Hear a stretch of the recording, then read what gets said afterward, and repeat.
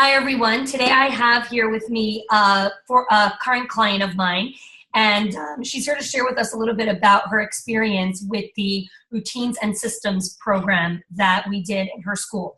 So welcome, Wendy. I'd love for you to tell us about your experience. Okay, hi, I'm Wendy Gerson. I'm the preschool director at Yeshiva Darchei Torah in Far Rockaway. We have 5 nurseries, 8 kindergartens, and 8 pre-1As. And Chani met with all my staff, the head teachers, I should say, she met with, and we discussed many different concepts and questions and issues that they had, and Chani helped in a very big way, right, with all their questions. So let's get started. We started our journey about a year ago where we chose what package we really wanted, which was about developing routines and systems in the classroom. And so when I came to do the live event in the school, we had a huge army of teachers, which was really exciting, and a very large group. And we really walked through what is the schedule of the day, how do you create it, what are transitions, what are routines. So I'd love to hear just some of the examples of some of the strategies that your teachers have implemented in their classrooms. Okay, so I would say there were quite a few because every teacher is different. Yeah. And that was really the greatest part of the whole experience over the year, is that each teacher got individual help for their own needs. Yeah. Okay, but I'm going to talk general. Sure. And in general, the biggest improvement was the teacher to assistant communication. That Chani explained to the teachers that, yes, in your head, you know what you're doing for the day. Yeah. And you may even have it on your plan book, and you may even have given it to Wendy to review your plan book, and everything was great. But you have to pass it on to the assistants. Yeah. And they can't just be standing there saying, oh, so what are we going to do now for this center? Or I guess I'll just sit here until Mora tells me what to do. Yeah. Chani explained to the teachers that every morning, it's 3 minutes. Just explain, Mora, you're doing the Aleph Beis Machberes. Right. You, Mora, you're going to be doing the Parsha. Right. And I'm going to be doing whatever it is. Yeah. Everyone has their job, and it's the huddle. It's now spelled out. That's right. It's spelled out for them. It's written. I actually have one Mora who took it a step further, and in her plan book, it is written down. Wow. Toby is doing this. I love that. Doing this. Yehudis is doing. It's amazing. It's right there. Her plan book is open every day. The teachers just look and they see, what are we doing today? Yeah, that's amazing. And it also cuts out any friction between the assistants. Wow. So if one assistant loves doing the art things and the other one hates it, Mora picked you to do it today, because she has a reason. Maybe the other she felt that the other teacher would be better doing the Lego center, right, or to go and be more creative with the building of it. So you now know that Mora you can't be angry at me because Mora told me this is what I have to do. It's black and white. Right. And so there's 2 pieces here. Number one, there's so much clear expectation between teacher and assistants. And then there's less friction in the classroom between assistants and assistants. And we all know that the environment in the classroom is that the teachers create is directly reflected to how the kids behave in the classroom. So the fact that the teachers are communicating more effectively with each other makes for a smoother day. Yeah. So it's just such a huge piece. So when you're thinking about how it's added value as a whole to the school, where the teachers are able to manage their classrooms better, they have better routines, how do you feel it's added value in that way? How has it been valuable? There's no downside to being prepared and organized. And because everyone knows that first 3 minutes of the day, it's even before the bulk of the kids are here, because school officially starts at 9. Yes, many children are here at 8:40, but at 10 to 9, the teachers are speaking. So it's already set up. There's no, what should we do now? Let's think about this. Oh, Mora, I have a great idea. Let's make this project. Okay, go get all this together. There's no time for the assistant to first get it together. Yeah. It had to be done. So it forces the teacher to be organized, which makes the class run smoother. I don't have kids killing themselves while they're waiting for Mora to get her act together. The assistants, everything is in place, and everyone feels chashuv, which all just the minute you know you have a job, I am in charge of this center, or I'm going to be cutting this out. I am empowered. I feel good. I know Mora values what I'm doing, and just feeling great makes the whole class a better experience. It's amazing. It's amazing how this tweak, which seemingly seems small, makes such a huge impact on the school in that way. I know that certain teachers implemented like very specific strategies based on the customized feedback that I gave to each of the teachers. Which one or two teachers really stands out in your mind as someone that took really amazing action? Right. So, I really have to tell you, every single teacher took this, which was amazing. And that one teacher took it a step further and puts it in her plan book, and it's in writing. I would say a good 90% of the classes put footsteps or stars on the floor, so that by the door. So when Mova says, okay, red table, line up, they don't go killing themselves. Yeah. And then the green table, line up. Now it's even more of a mush lining up. You have your space. Just like when we sit in circle time, everyone has their space. There's no pushing, there's no shoving. It just made it smoother. Same thing with the puppet. You told them to take gloves with the hands. Right. Just everything you gave added value to the classrooms. I had 2 classes where by cleanup time it was a disaster, and you explained to them, well, one teacher was doing it, but it followed through now to other classes. That's amazing. Sit on the floor with the buckets. Don't say, okay, go down over there and put the stuff in the shelves. They're little kids. These are nursery boys. Bring the bucket to the middle of the room where all the mess is. And it just makes life easier. Yeah. So really everything just followed through, and it took your ideas and implemented them. Even the teacher, I don't remember, was a 3s teacher, she implemented the partner play, where during center times they started working in partners once a week, and she took it a step further where she actually made a note that she sent home to the mom, to the parents, she wrote a whole letter explaining what she's doing. She writes notes home that we're partners now. It happens to be from that class, a boy was sick yesterday. He came to school today, and his mother said, because of this, his partner called to see how he felt. Oh my gosh. It has nothing to do with school. The kid was sick, but he felt bad. How's my friend feeling? And his mother made That is so beautiful. Yeah. That's amazing. That it brings in these values to the kids also. Like just the fact that he was thinking about someone else in such an indirect way. We taught a child about just the value of caring about another person. Yeah.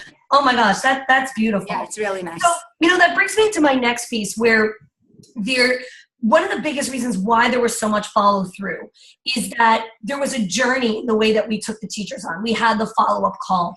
I spoke with you on the phone. You took tremendous action in following up with your teachers with the customized strategy cards. What do you think was the tipping point when we had that follow-up call where everyone got on the call? That was a blast. We had so much fun. But how did you feel that kind of moved things a little bit? From that phone. So that initial meeting was intense. It was 6 hours. It was a lot. You threw a lot at them. They were taking notes frantically. Yeah. It was a lot to get in the brain. Yeah. Then you started sending emails, and those emails helped. Yeah. Plus, listen, whoever does this program, the director has to, or the person in charge who's going to be dealing with Hani, has to really want this, and they have to really implement it and make sure their teachers are okay and working well with everybody. Yeah. That conference call, a few of my teachers at first were like, oh, I don't have time, I can't do this, I don't know, what's the point? We've been following through and we're doing. Once they got on that phone, no one wanted to hang up. It was amazing because they got that second chance to ask follow-through questions that they had personally, or even extra questions that they now thought of. And Hani, it was just fun. It was I was laughing the whole hour. A great night outs, you could say, in pajamas in your own room. I know, right? But on the phone, getting wonderful advice. And just, I also liked, they were able to do it, like I said, you could be in pajamas if you wanted, but we were all together. So if one teacher asked a question, oh, I also have that issue in my classroom. So we were all together, and honey, it wasn't written down. I didn't have to pass it on. Everyone was there and heard the advice together. Yeah, so that, to me, that was fantastic. Yeah, and I think that was the tipping point, because then they heard again, you know, it's always nice. We have all these wonderful programs, and this person comes and speaks in September, and then by December, it's forgotten about. Here, you spoke in September.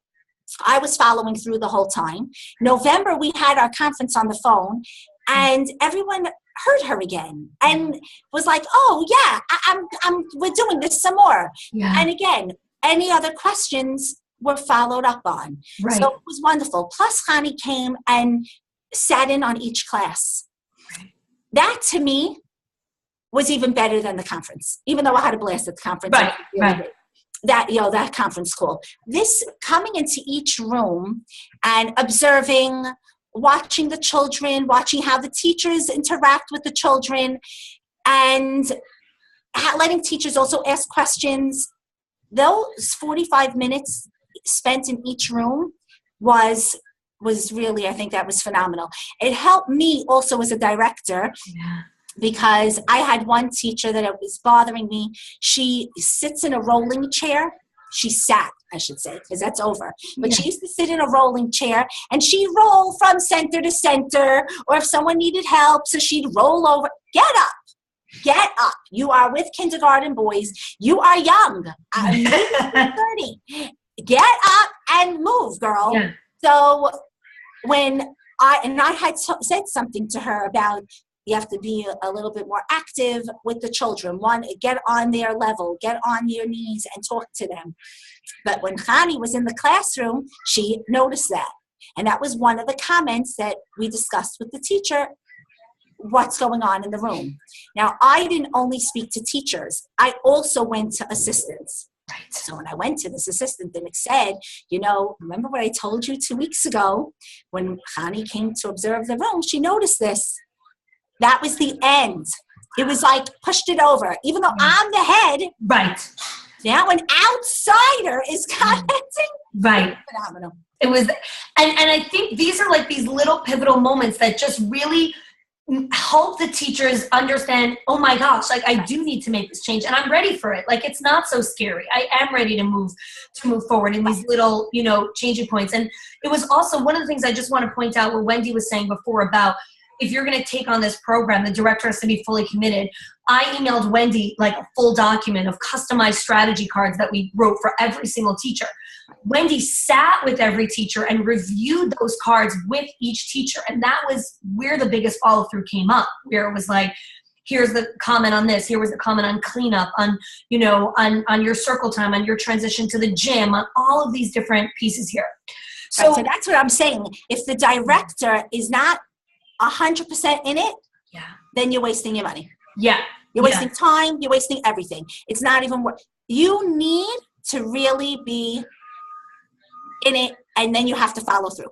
Yeah. So this brings me to my final piece where, you know, when you're telling a director who's thinking about investing in this program, besides the fact that she has to be fully committed, what else would you tell her where it would be like, you know what, okay, this is it for me. I need to jump in here. Right. So I would tell other directors, I think it's worth every school having you come for sure for a year. Some schools may need more, but for sure for 1 year, every school, even I'm doing this for really many, many years. Tell us how many years.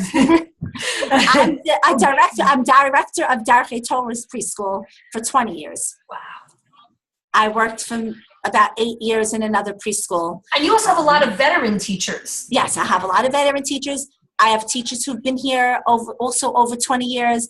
Most of my teachers are here 10 years. Teachers don't leave. It's a rare, unless they're moving, teachers really do not leave. Right. So everyone had experience. Everyone is very well educated. They go to classes. They have their masters. Everyone knows what they're doing. However, it never, ever hurts to have someone else come with a new view, different eyes, to just pick up on a little something. Because that head teacher didn't mind that her assistant was rolling around in the chair. It didn't bother her. It was bothering me. And then once it's bothering Hani, I know it's not good. Now I have on my head, I added something. Right. And all these little things, the teacher who took the advice the step further with the putting in the plan book, which assistant should do what, she's working for 12 years. She's phenomenal, but it just changed the whole dynamic of the room. Everyone feels great. So this is something worthwhile for really every school, even if you think you already know it all. You know, I love it. And I have my doctorate. But there's always something to learn. If you, so I have a quote hanging. Okay. It says, when you're finished changing, you are finished. I have this hanging in my office. Love that, Wendy. When you are finished changing, you are finished. Wow. I truly believe it. So it's something that every director needs to hear. Right. This is something very worthwhile. My teachers gained a lot. Everyone for themselves, their own personal questions, issues that they were having, and all the general things. Right. So I think it's a phenomenal program, speaking to everyone together, then meeting each teacher separately in their classroom, even changing some of where maybe the kitchen center is to a different we did that. Right. Or you changed one person, some things. So all those little things, having a Hani come in to observe and to watch and to discuss is phenomenal. This is not a waste of money. This is it's something very worthwhile. Right. Wendy, thank you so much for your time. Thank you so much for sharing just your experience, and also the biggest piece about constantly taking the time to improve, no matter how many years you've been in the field, how many veteran teachers you have, how big your program is, how little your program is. The investment of taking the time to truly make your school of excellence is so powerful. So thank you for being here. Thank you. Thank you for everything.